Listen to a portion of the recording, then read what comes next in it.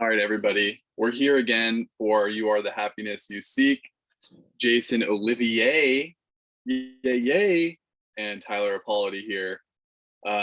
Jay, what's going on, man? In the process of trying to buy my house,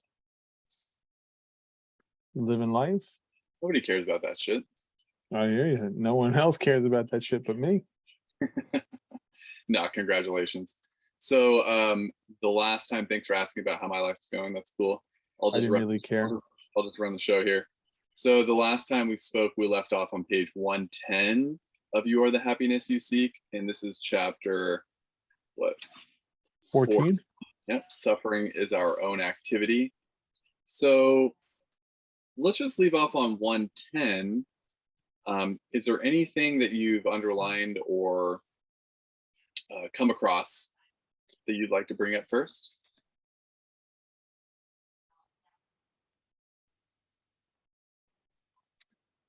No, nothing at this moment.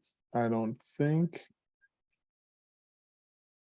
I'm good, unless you got something that you want to share in particular.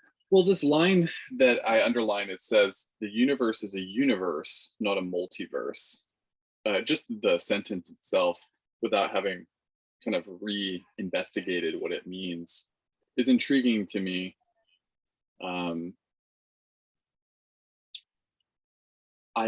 In just diving in a little bit further, essentially what that sentence is saying, based on what Rupert teaches, is that based on that word, how could there be more than just one? How could there be duality? If this is a universe and we are all the same thing, whatever you want to call it, how could there be anything other than God or awareness? Yeah, sometimes I think it's just semantics, maybe. Sure. But I appreciate the idea. I think his belaboring of his language is similar to what you just said, right? Which is, we are one undifferentiated substance, which I like that phrase. So whether the multiverses, is that yours? As long as, what's that? One undifferentiated substance. Is that yours or is that his? No.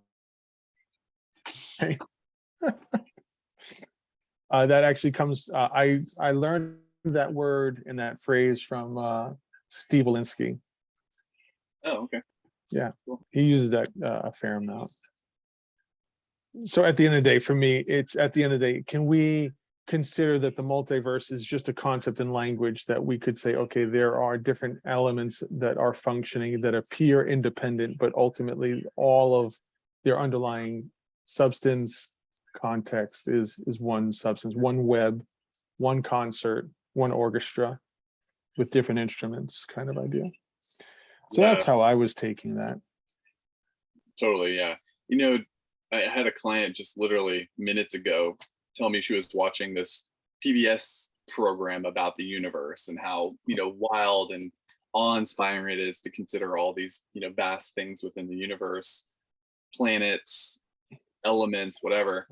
And it's just so funny. Like, at least for me, the visual I was getting was the periodic table, all these things that consist of what we think our universe is. Mm-hmm. And why not even look at something like the periodic table and be like, oh, there's God right there. We think that we are all these things.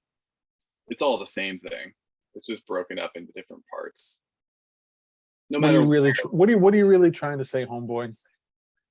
I just earlier, a few minutes ago, was looking at the periodic table as another expression of God in the form of science.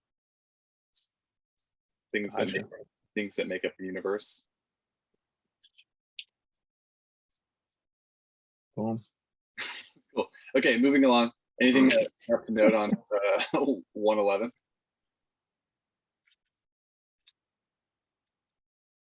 Yep.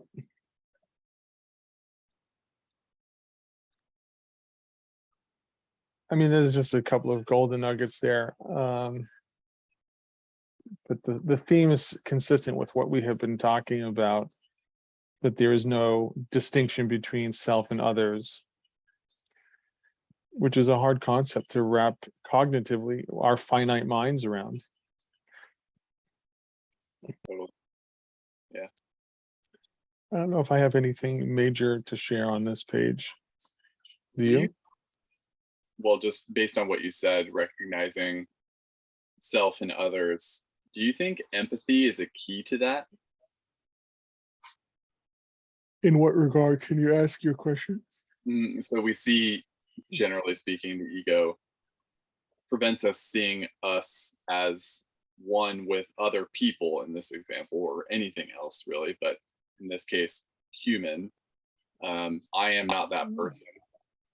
Do you think that empathy is kind of like a lens to perceive oneself as similar or same to that other person? Yeah, I think I like that, Tyler. I would agree. That makes sense in the sense that empathetic meaning not sympathetic, but empathetic in that literally see how we are interconnected. Yeah. And yet have our unique experiences. Yeah. Yeah. Cool. Okay, so I would even go so far as to say probably all of our fucked up problems in society is a result of a lack of empathy and a lack of understanding that what I do impacts everything around me, since we are one web, right? So I would say the inverse for me resonates as well. okay.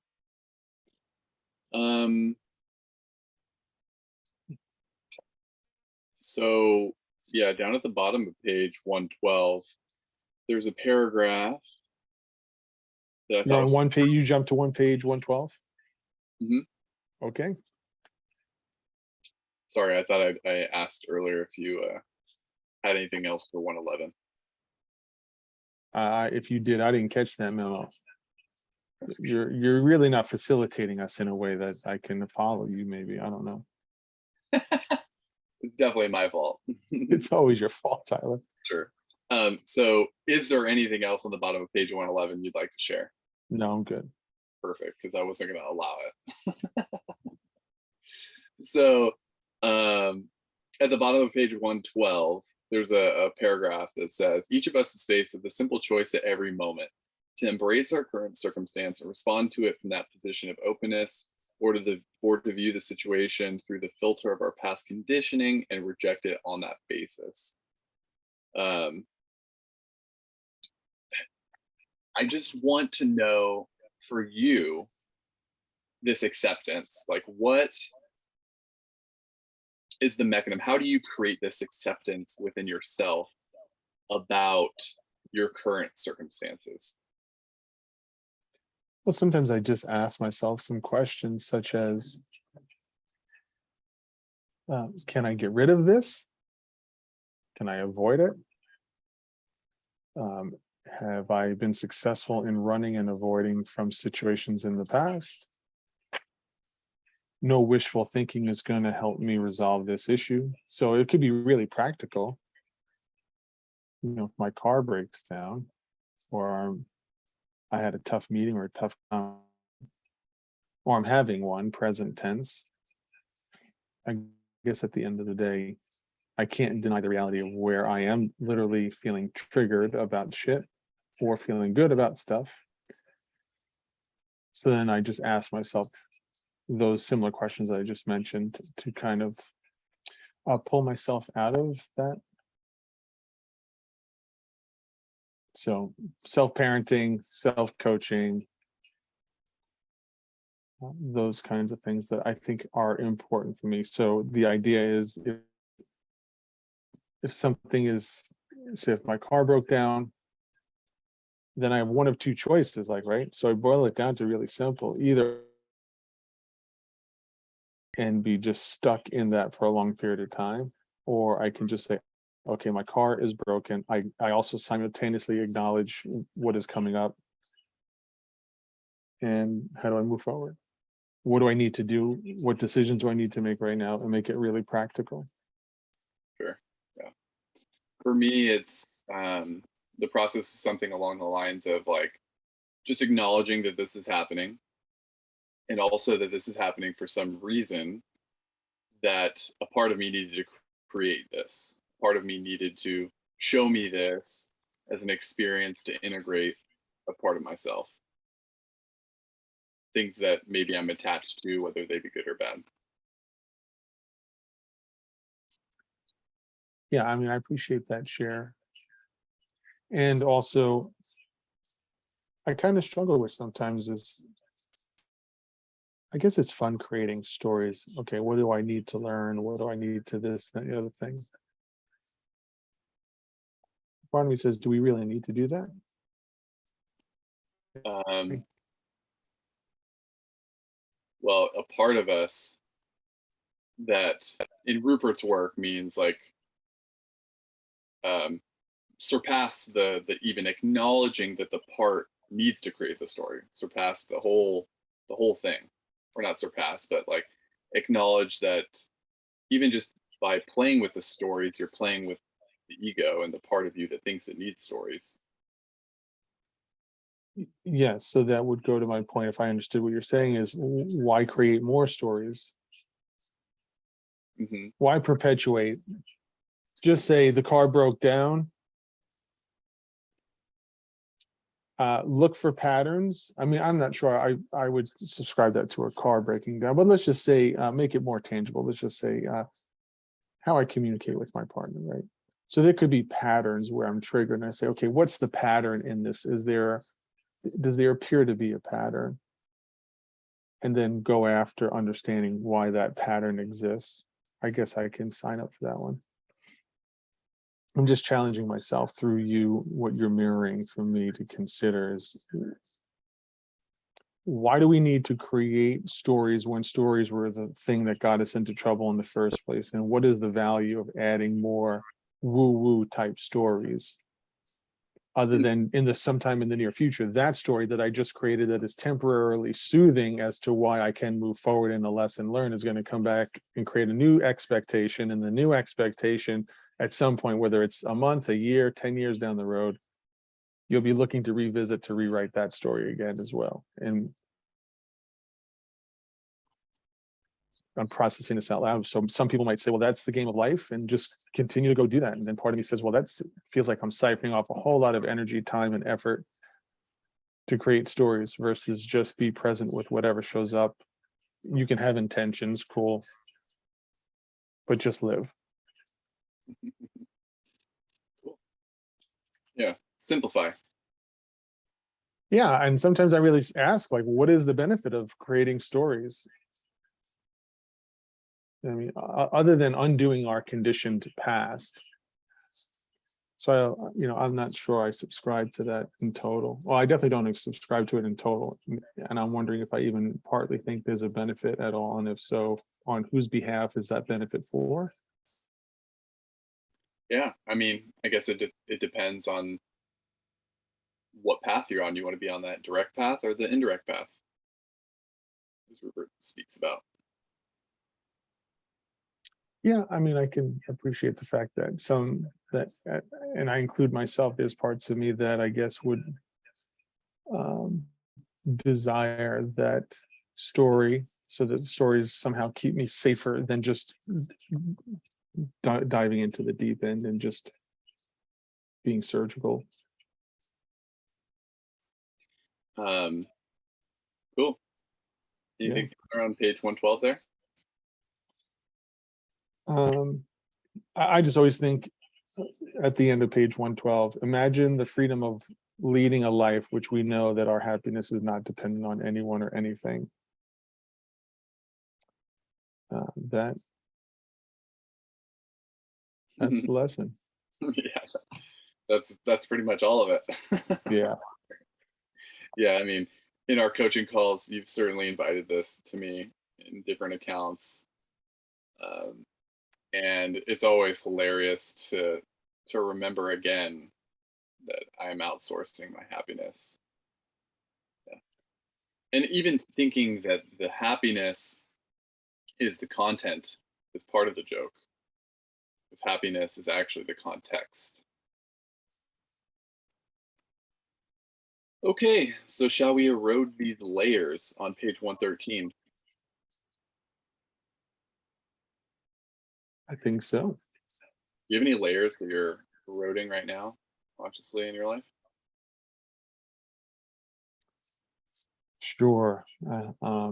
My layers of being imperfect, uh, still feeling that gnawing sensation that I want to improve myself in the world. That one. The idea, the antidote to that being my tattoo that I have is live and let live. So I find myself as I'm trying to, not trying to, I'm experiencing the eroding of layers. It just takes time to keep coming back to that over and over again until that becomes my default lived experience. Hmm. Live and let live. Yeah, thanks for sharing that.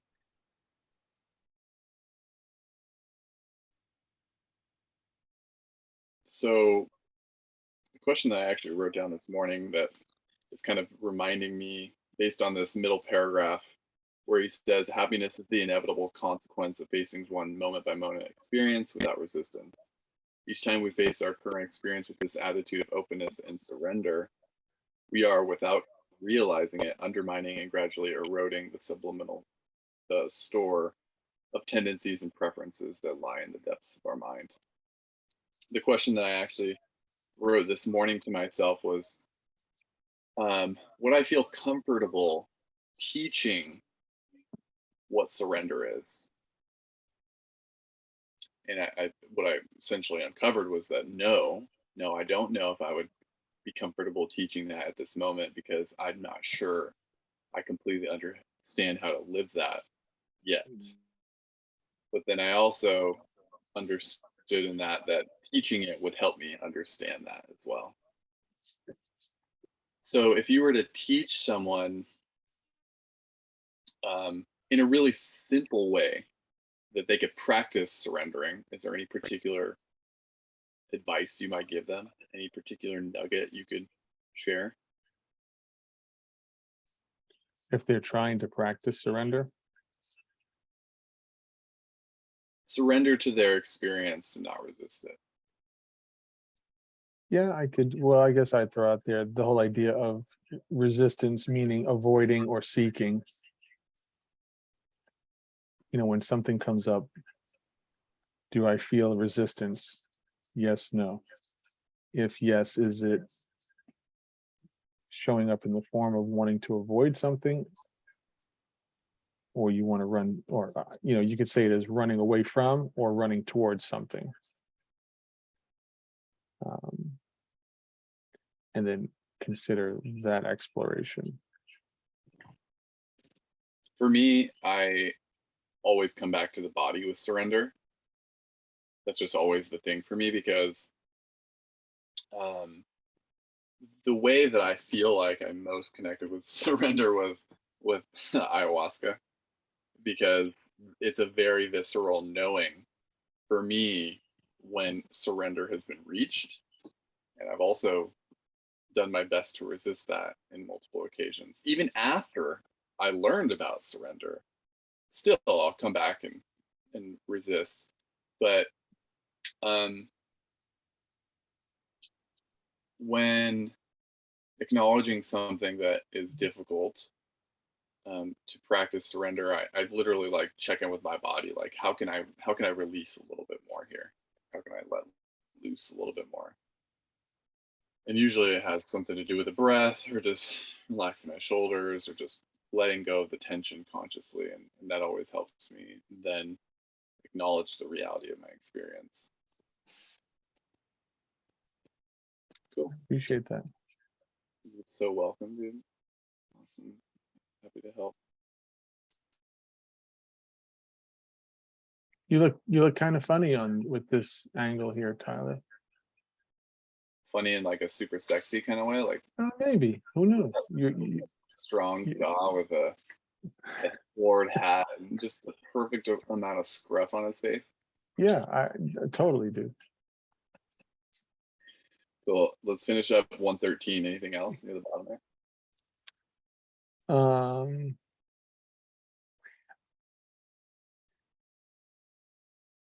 so at the top of it, I just think is a good way to just send off this section. Almost all psychological suffering is the activity of seeking and resisting that is triggered by our deeply ingrained tendencies. It is as such our own activity and is never imposed on us from the outside. If we find ourselves blaming someone or something for our unhappiness, it simply indicates that we have not yet clearly understood the mechanism of suffering. So how do you experience that paragraph, my friend? Well, the first thing that came to mind for me is if you go to somebody, let's say like clinically, um, has like a clinical psychological pathology, and you invite them to consider that this is triggered by your own seeking and resisting of your experience, they might not be able to comprehend that based on where they are, but it's just interesting to consider. Like, let's say, have you worked with anybody that's like suicidal, clinically depressed? A while back. Does it work to invite them to consider that their suffering is based on them not acknowledging the truth of their experience? Does it actually help that person in that moment? That's just the thought that came up to me when talking about psychological suffering. Yeah, I mean, for me, if I recall this one episode, yes, that was helpful. Hmm. Um, Obviously, it's subjective. yeah, exactly. I don't know. I think of it as where people are at in that given moment in time. How much acute suffering are they in? How much are they willing and have the bandwidth to look inward, to look at their pain? Yeah, I'm assuming, a lot of variables. of course. Yeah. But I'm Right. curious, how did you experience that? Like, how has that played out for you since reading the book and really thinking about taking, I guess, radical responsibility for your own inner world and suffering? I mean, in my experience, so many of us, including myself, there are parts of me that feel so justified in being blaming and shaming, or feeling like my position is so accurate. Hmm. Well, yeah. I mean, I certainly find myself creating resistance in my own justification of the righteousness of my experience. Um, hmm.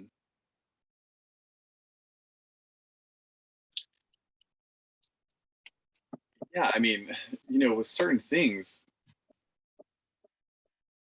there's such a deep story about like what is right and what is wrong. Like if my partner cheats on me, there's a strong attachment to that is wrong. And there's going to be a strong resistance within myself in the responsibility for that reality in me and not making them wrong. So the gravity of the story that I hold is definitely going to play a part in how much I'm resisting. And I have a history of being betrayed by a woman, so that story runs a little bit deeper. Um,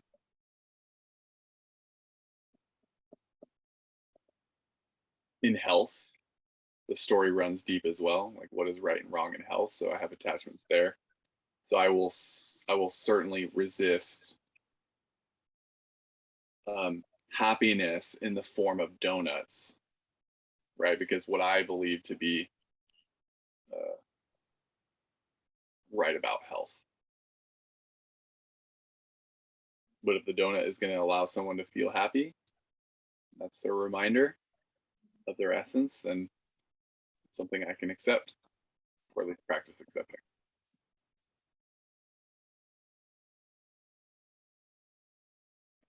Cool. Do you think this story about Krishna is important to share? Um, yeah, Yeah, más o menos. That means yeah, no. Sorry, Krishna. Yeah, so let's move along to page 114. That's okay with you. yeah, Um, yeah. you have something? Go ahead. I was gonna say that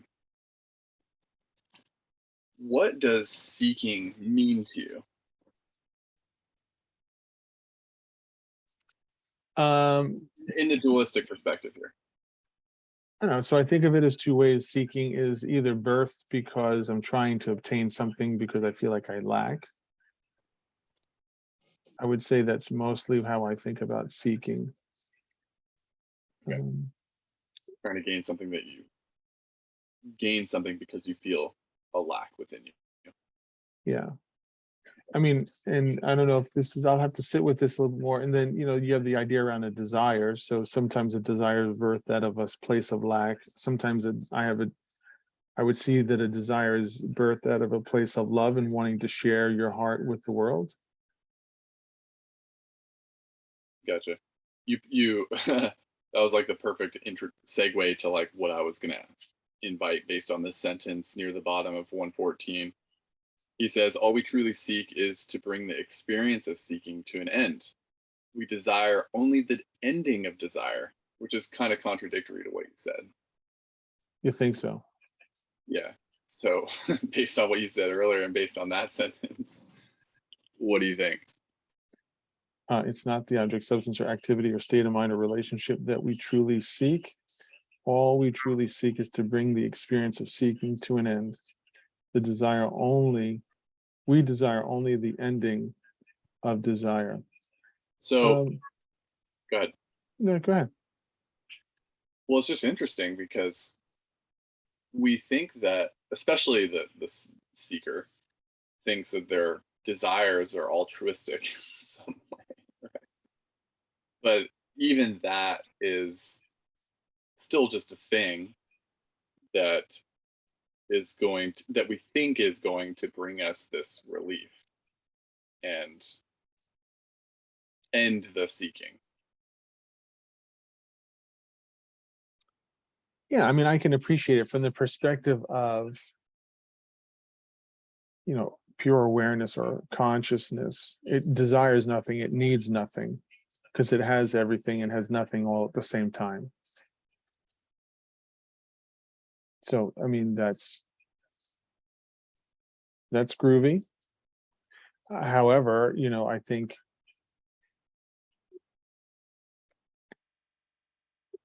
when you create a good piece of music or a piece of art, or you move your body in a static dance,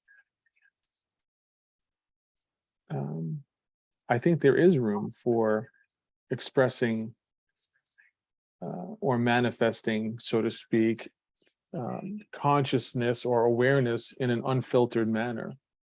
I think it's when the desire is filtered through the ego, it Hmm. creates a sense of lack.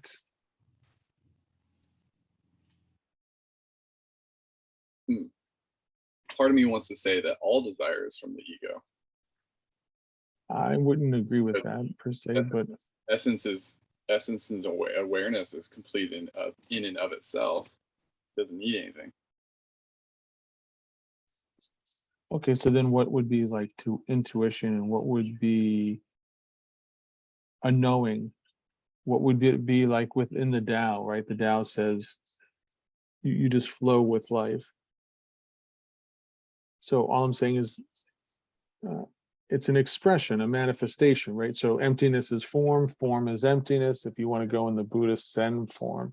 So when that form manifests, all I'm throwing out there is, I'm not sure that there is a desire. Maybe there is a desire. I'd have to sit with it a little more. I mean, fundamentally, and I just said there is really fundamentally no, ultimately, there is no desire, it just is. So consciousness just manifests. That's just the game it plays, or that's what it just does. It manifests, it contracts. It manifests, it contracts.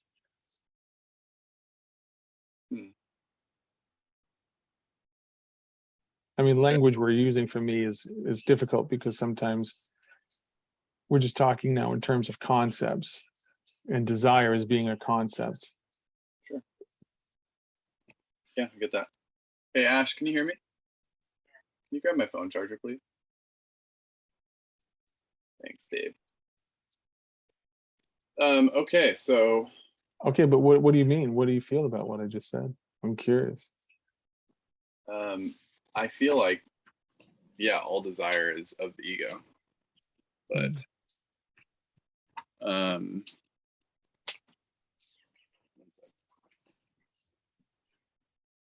so is there anything that's divinely inspired?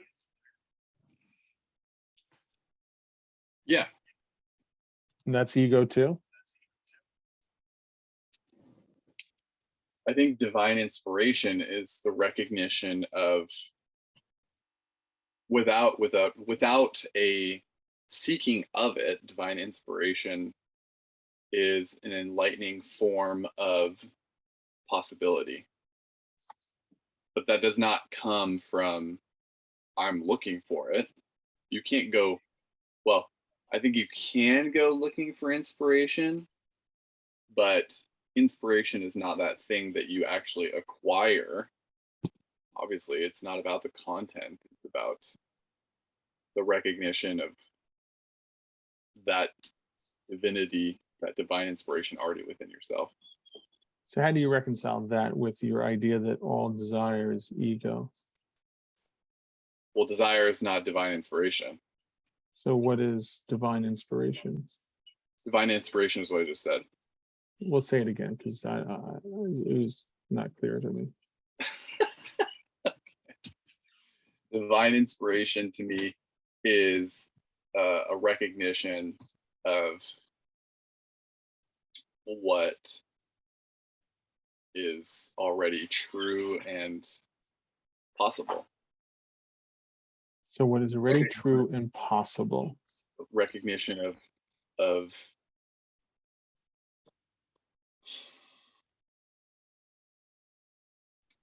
yeah, potentiality.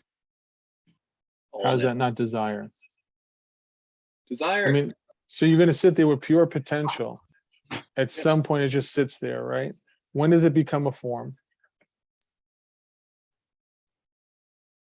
It becomes a form through desire to then create. Okay, so then are you saying pure potential divinity plus ego equals what? Manifestation?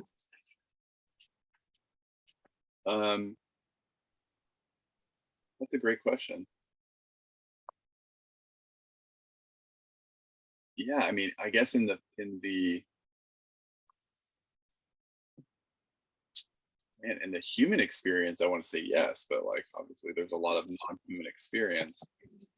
So I guess what I'm hearing in your question is it possible for divine inspiration to manifest not through the ego?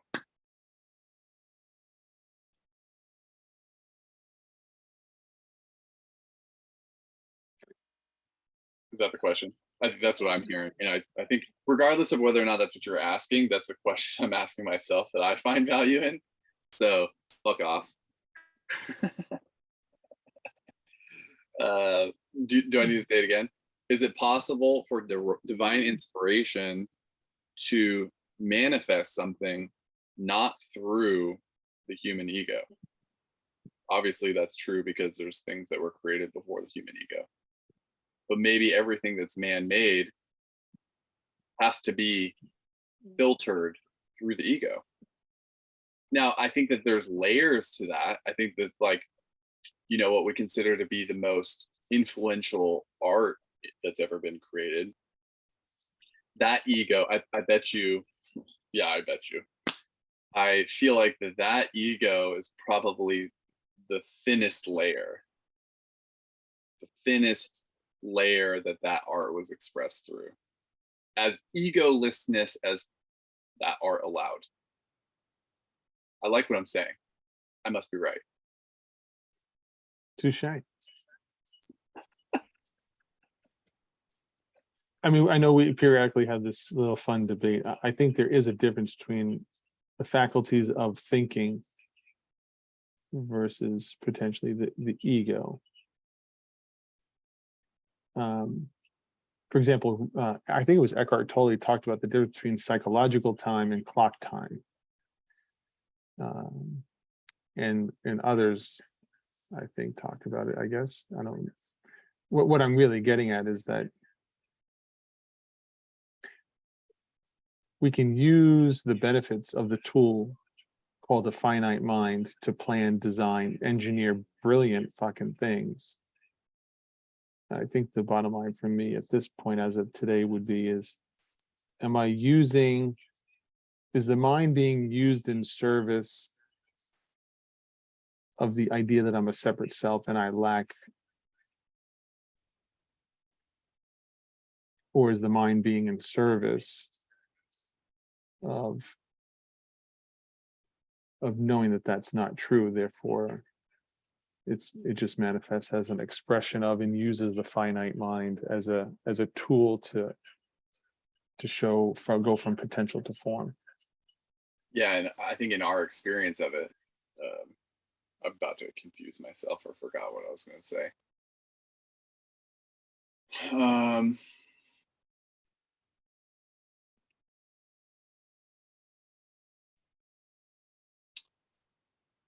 I don't think I have the words to explain what I was going to say. I feel like I'm holding, like I got something brewing back here, but it's just not ready for words.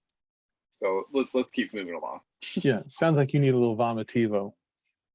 I do need a vomitivo. I need a good just plant medicine fuckery. What I need.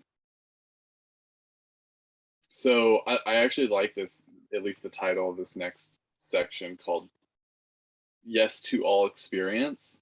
Mm-hmm. It's interesting because, you know, in a lot of things these days, at least in relationship forms, boundaries and no's is like kind of a prevalent practice. But yes to everything is another form of surrender, I suppose, and that's what he's getting at here. Well, what about saying yes to boundaries? Yeah, but sure, but then a boundary, yes to having boundaries, but then a boundary in itself could be no to this person or no to this experience. Are you suggesting that saying no to this person or experience If is someone not surrender? Yeah. If you invite me to go fucking bungee jumping without the bungee, and the invitation was presented to me, that was a stupid example. You know what I'm saying here? Like, if you invite me to do something I don't want to do, but the invitation is there, and I'm saying no, am I not preventing the possibility of surrendering to that experience, what that experience could be? Can I give you a real But I said yes. judgment? I said yes to having boundaries, but I said no to the invitation. So this is where I have a lot of judgment about what you just said. And I really feel like what's important is that surrender doesn't mean you become a fucking doormat. And like you wouldn't walk across the street onto moving traffic. I mean, you could rationalize, say, why don't I just surrender and try to play like Frogman and zip, zip, zip, zip, and try to get through cars. I think it feels very spiritual woo-woo bypassing is what it resonates for me. Whereas surrender to me is surrendering to the moment in a very honest, heartfelt, vulnerable, and yet practical manner. I mean, I'm not going to jump off the Brooklyn Bridge. I'm not going to jump off Niagara Falls. I mean, the impetus to do some of these things are... I'm talking about invitation, though. I'm talking about sorry? I'm talking about, that's a choice. Jumping off a bridge is a choice that you're not referring to an invitation that's presented to you. If something Like is you want to invite me to jump off the bridge, I'm still going to tell you no. okay, but let's think on a more reasonable scale. Let's say Okay. I want to have you eat this. It means a lot to me that you eat this glutinous pizza with me. Why not eat the pizza? Just be like, yeah, he invited me to eat the pizza. It means something to him. I'll accept that. Like, I think for me, that's like you're confusing, like your desires for X you think needs to be synonymous with my desires, and then I have to say yes, or that I'm somehow not surrendering to the current moment. I mean, the inverse could be just as much true, if not more true. How do I honor myself and what I put in my mouth despite the external circumstances? yeah, that maybe what comes up for me is just the concept of like muscle testing and what's universally true. Maybe it's an acceptance to what is universally true or healthier. So let's say you're walking around with your muscle test ready to go. If the glutinous pizza gives you a no, which would be not conducive to your experience, then you are surrendering to what the yes is, which is no, I'm not going to have the pizza. Does that make sense? Yeah, I think I would encourage anyone, whoever listens to this and yourself, to really think about and feel into what am I really saying about what is surrender, and is it a blank check? Okay. Surrender to what is true to you.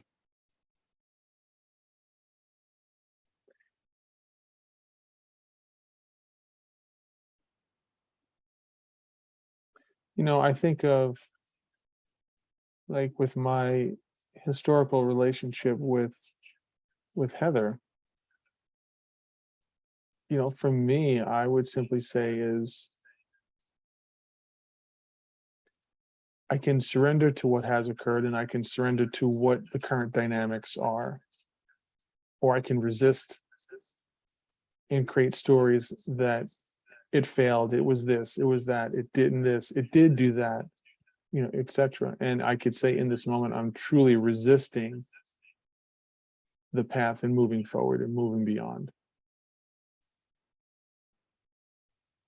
And I'm just trying to bring it back to an example that I can at least resonate with in this moment. So to me, that's surrendering to the moment, surrendering to what has shown up in my life. I don't think of surrender as doing something that I'm going to physiologically or psychologically is not functional and appropriate. Yeah, I gotcha. Yeah. Okay, so let's keep moving. We're going to finish off this chapter today. Only got about a page and a half left. Is there anything through 114? I kind of already alluded to yes to all experience.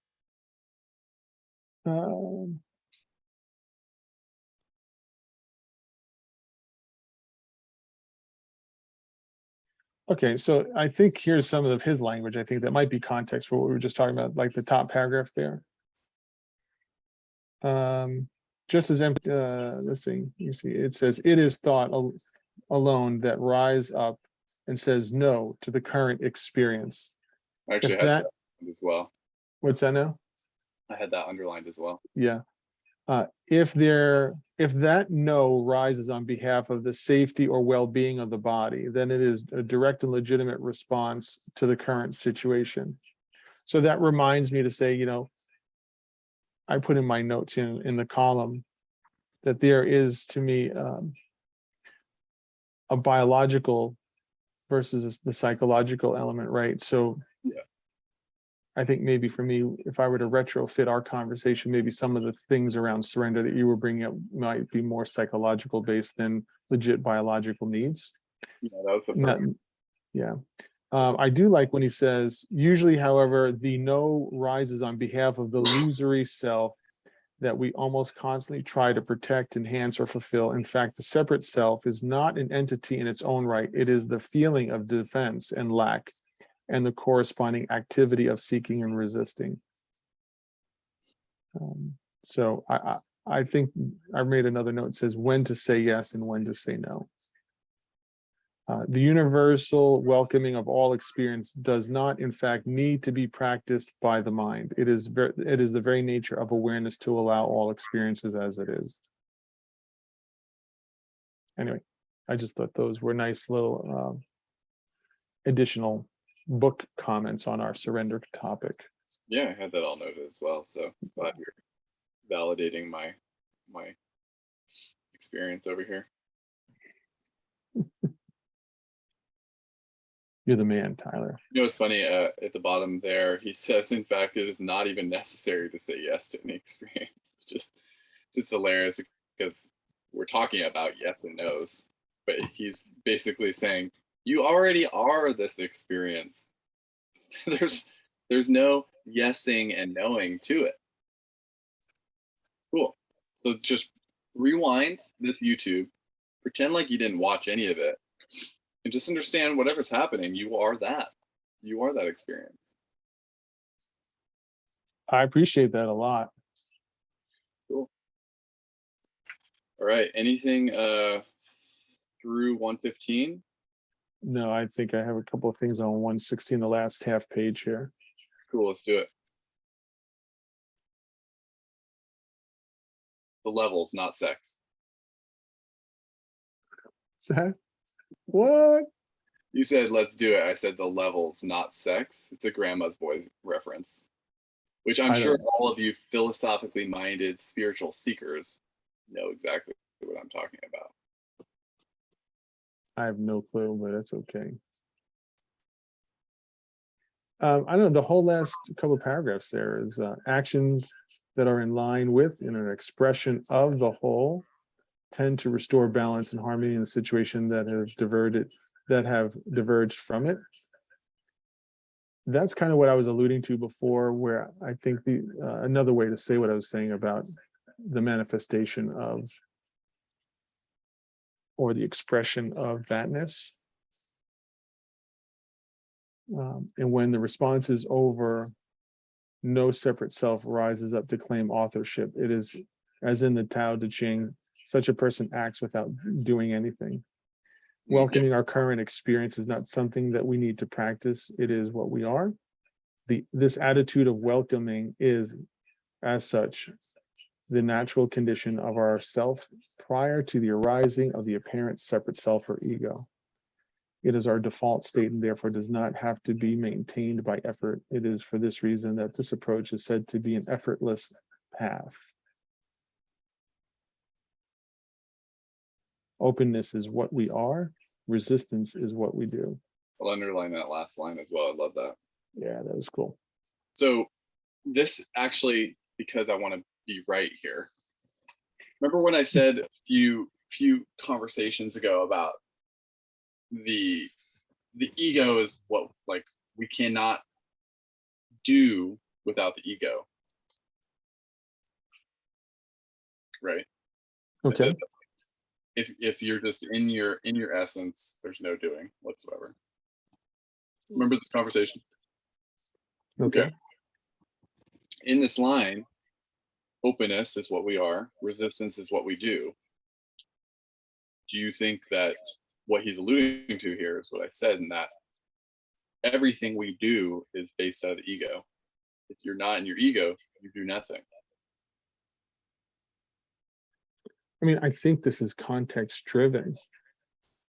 I would suggest that 99, probably 0.9% of humanity, typically, I would say, okay, I can relate to understand why someone would make that statement.